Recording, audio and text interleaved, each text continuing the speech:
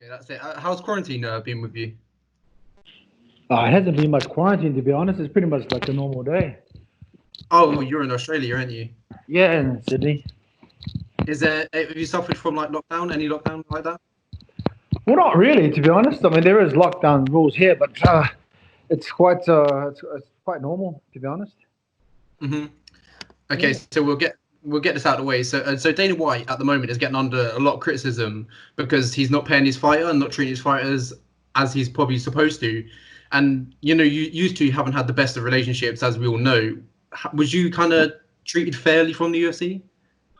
Well, no, I wasn't treated fairly, to be honest. And it's for him doing what he's doing, and he's been doing that for a long time before even I was out of the company. I've been out of the company for 2 years, but he's been doing the same thing for years. At the end of the day, so people are starting to realize that 20% of the revenue, total revenue shares, is jack shit, to be honest. And there you go.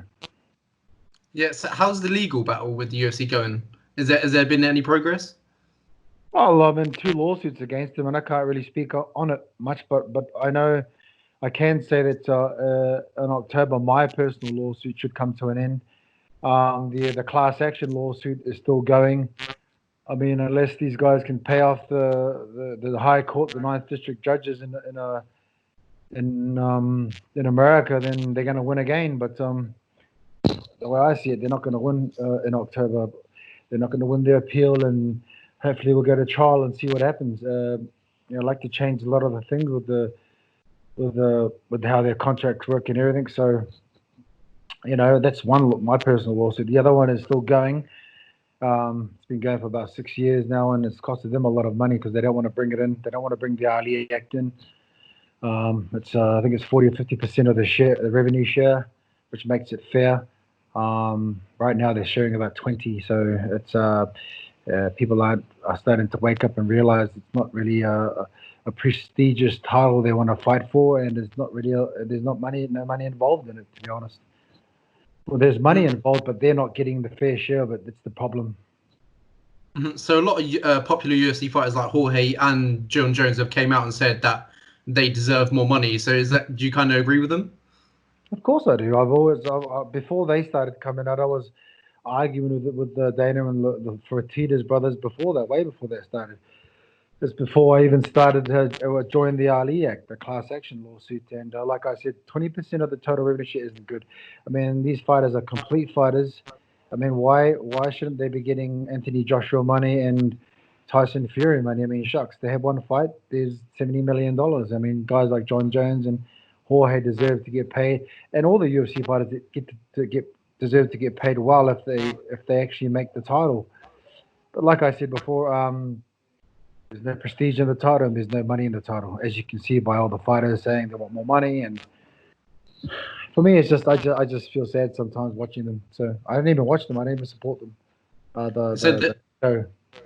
yeah, so the difference in UFC pay and boxing pay is absolutely tremendous. Like Canelo Saul Alvarez, he made 35 million in his last fight, and John Jones, who's probably one of the greatest fighters to ever do it in the UFC, he made like 500K in his last fight. So do you feel like the MMA promotions should pay fighters more?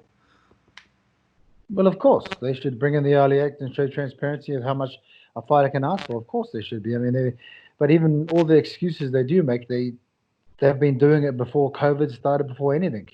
So it doesn't matter what excuse they have and made up. You can't excuse that they're only paying a 20% share revenue instead of 50. I mean, like I said before, a complete fighter is a mixed martial artist fighter. And if you're the world champion, you should be getting 20, $30 million for one fight if you make it there. So you fought in Pride in 2003-ish, if I'm correct, around about 2003 to 2005, six. Hmm. And what was it like to fight over in Pride in Japan and the environment? It was great. It was a great show. It was a great spectacle. And for me, it was a totally new sport, which was mixed martial arts. So, but it was a great place to compete for and work. So while we're on the topic of talking about fighting, so when we're going to see, is Mark Hunt going to return back to MMA, or is it maybe boxing? Oh, we'll see. I've lined up for a fight in October. and we'll see where that goes. But I want to, like I said, I want to finish my career happy. I've got 6 more fights lined up. I've got 1 coming up in October, and looking forward to ending my career. I was upset and a bit bitter working for the UFC for the last 5 years, and you could tell by that, by my fighting, just went downhill. You know, I didn't see the point in trying to work with this shitbag company and still, you know, having to work for them while they're just fucking everyone over.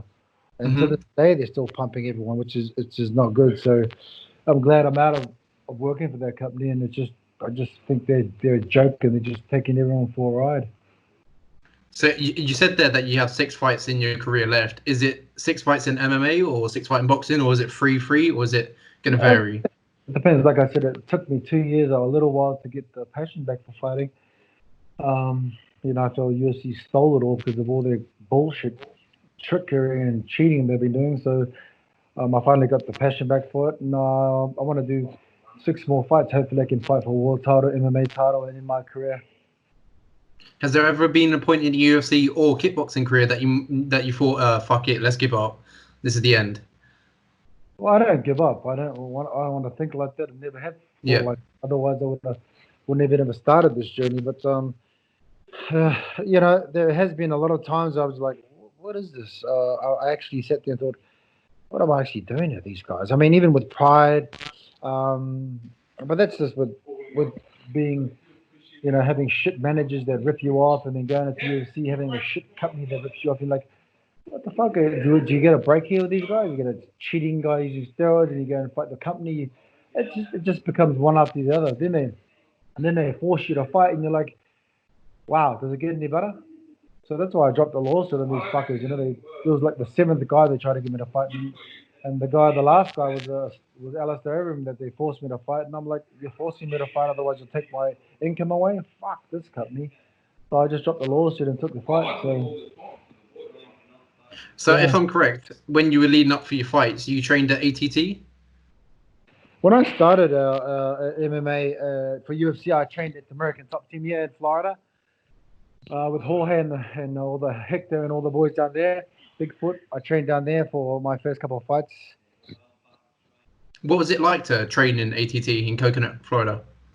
It was quite good. I liked the atmosphere. It was just, you know, I was trying to change my way of thinking in training. So I ventured out to Florida and trying to get better training and stuff. Great team.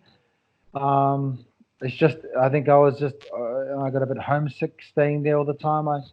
It was a great camp, great place to train at.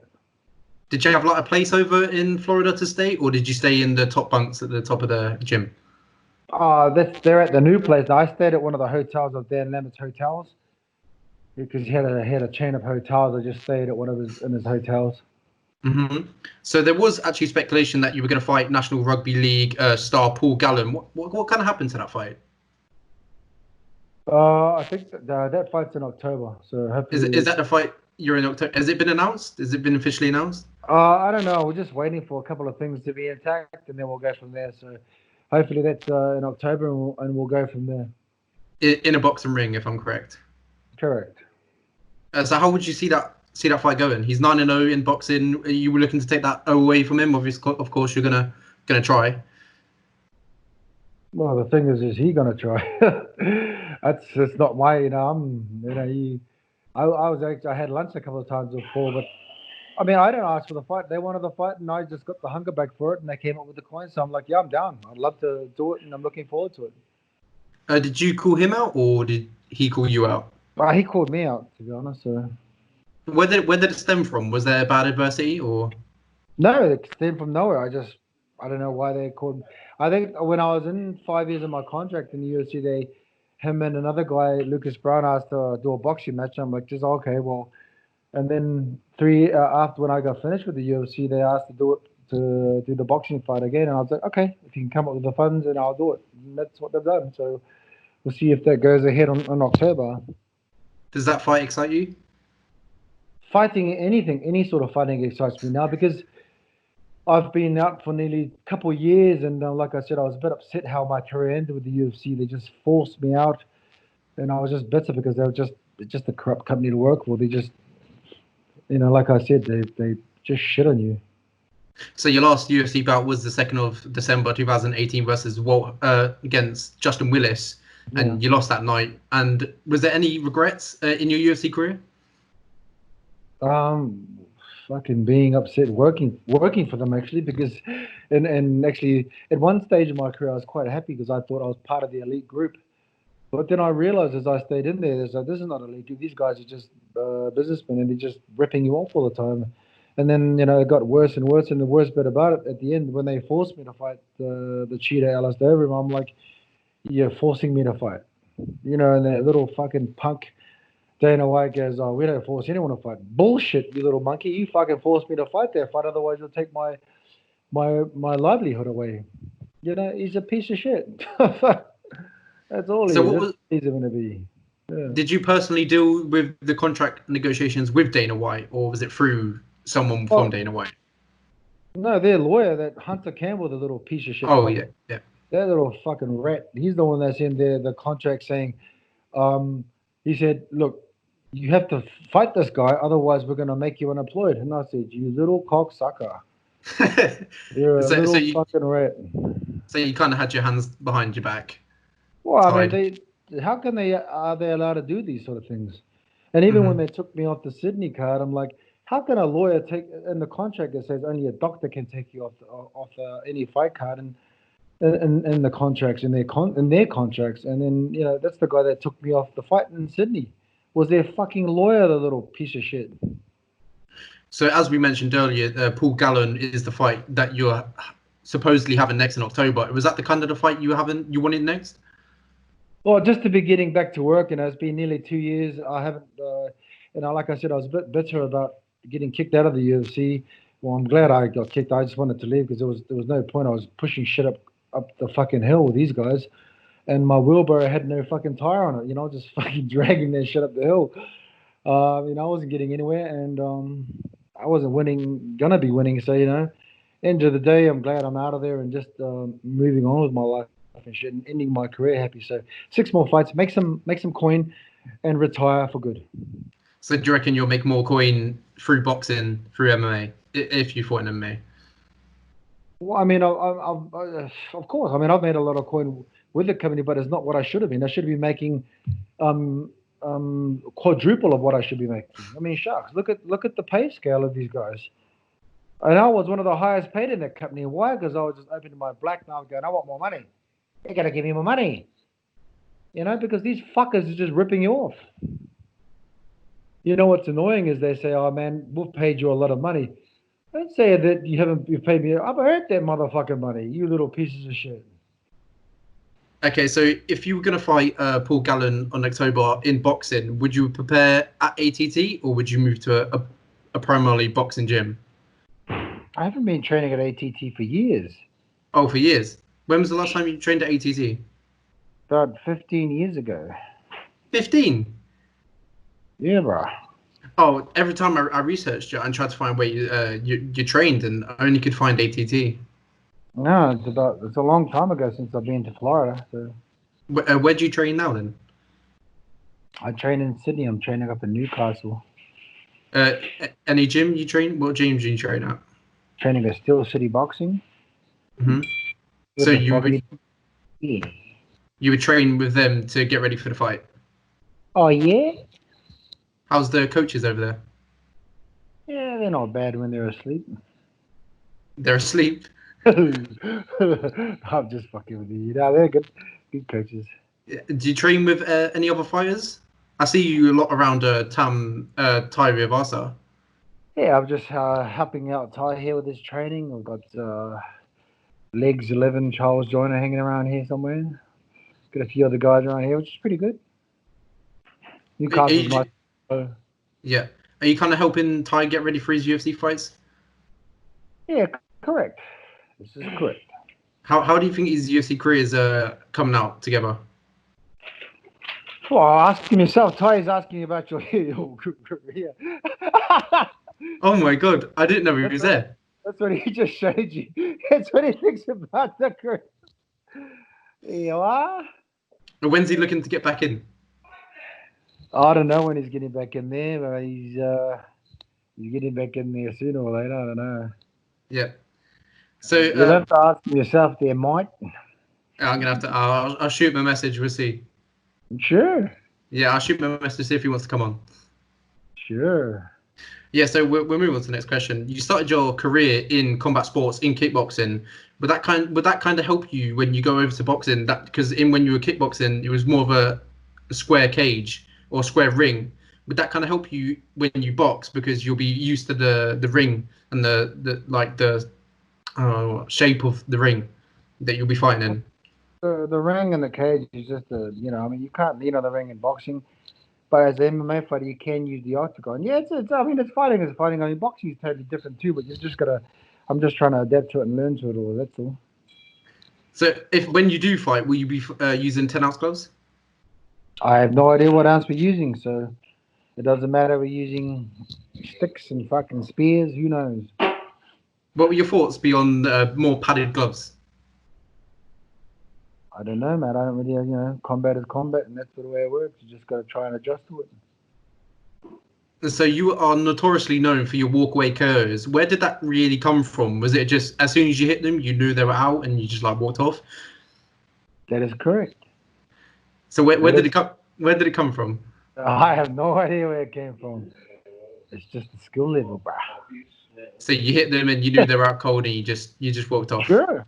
Yeah, of course. That's how it works. If you had to choose one of your walkaway KOs, which one would be your favorite? My favorite would be the one that's coming in October for the UFC. That's the walkaway that changed everything, bro. So you predicted a walkaway KO against Paul Gallen? I predict a walkaway KO against Dana and his mob, his lynch mob. And how are you going to do it? You can do it with an uppercut? I'll do it however I want to do it, man. So the 2nd of December, we kind of recapped this already, but the 2nd of December of 2018 was your last fight, and you didn't sign with the UFC again. Was there any reasoning for this? You just completely didn't want to? Well, I mean, I just told you, I just got forced to fight. Was fighting 7 cheaters in a row. Nothing gets done about it. I mean, they took me off fighting Sydney.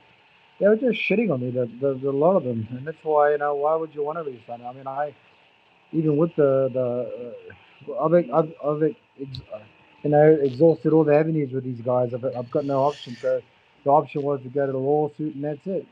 Mm-hmm. So in 2002, you lost a decision against Krokop in kickboxing, and then 3 years later, in 2005, you beat him in MMA. Was that good to get revenge on him and avenge that loss? It's always good to get revenge on guys you've lost against. Which of the losses? Wait, so I'll just move on to my next question. So you're 13-14 in MMA. What loss was the kind of hardest to take? And if you had to choose one, which one would you want to face again and beat? I mean, all the losses against the guys that were cheating, all the losses, because you can't get them back. Mm-hmm. Yeah. What was the experience like when you fought Brock Lesnar at UFC 200? Well, of course it was mad. It was not good because he's a cheater. What are your thoughts on steroid users and PEDs and? Well, I mean, why would you let these guys fight or compete against them? They get all the advantages. I mean, so they're just shortcut takers. You can't do it properly. So you take a shortcut. That's what they are. They shouldn't be hanging out with guys like me. Yeah, so that's all I've got for you today, Mark Khan. Thank you for your time, and hopefully we see you in October, and hopefully you get a win against Paul Gallen in boxing. All right. See you later. Thank you. All right. Thank you very much.